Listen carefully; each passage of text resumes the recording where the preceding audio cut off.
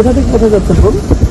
আমি হচ্ছে সাতক্ষীরা থেকে চিটাগং যাচ্ছি। এটা কি চট্টগ্রামে যাওয়ার বাস? রাতের অন্ধকারে একটি যাত্রীবাহী বাস গন্তব্যের দিকে ছুটছিল, যেখানে সাধারণ যাত্রীদের ভিড়ে লুকিয়েছিলেন এক তরুণী। আপাত দৃষ্টিতে একজন সাধারণ ভ্রমণকারী মনে হলেও সেই তরুণীর সাথে থাকা ব্যাগগুলোতে ছিল এমন এক মরণ নেশার কাঁচামাল যা মুহূর্তেই ধ্বংস করে দিতে পারে অসংখ্য তরুণের জীবন। গোপন সংবাদের ভিত্তিতে চালানো একটি ঝটিকা অভিযান তছনছ করে দিয়েছে পাচারকারীদের সব পরিকল্পনা। আধুনিক মরণ নেশার এই বিশাল চালানটি ধরা না পড়লে হয়তো অকালেই ঝরে যেত বহু জীবন ধ্বংসকারী এই বিষাক্ত উপাদানের নেপথ্যে কারা রয়েছে তা নিয়ে এখন চলছে জোর আলোচনা।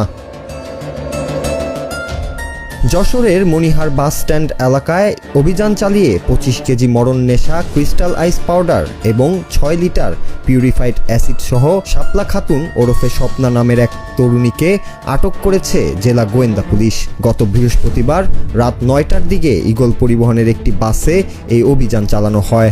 আটক শাপলা সাতক্ষীরা সদর উপজেলার আখড়াখোলা গ্রামের আক্তারুজ্জামানের মেয়ে। শুক্রবার সন্ধ্যায় যশোর জেলা পুলিশের পক্ষ থেকে এক প্রেস রিলিজের মাধ্যমে আনুষ্ঠানিকভাবে এই তথ্য নিশ্চিত করা হয়েছে। অভিযানটির নেতৃত্ব দেন ডিবি পুলিশের এসআই অলোক কুমার দে।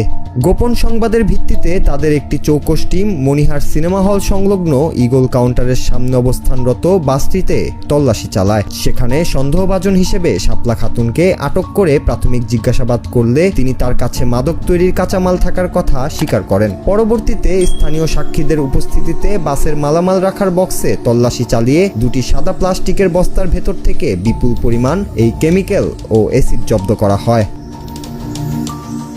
পুলিশের পক্ষ থেকে জানানো হয়েছে জব্দকৃত এই কাঁচামাল মূলত মরণ নেশা ক্রিস্টাল আইস বা মেথামফেটামিন তৈরির প্রধান উপাদান।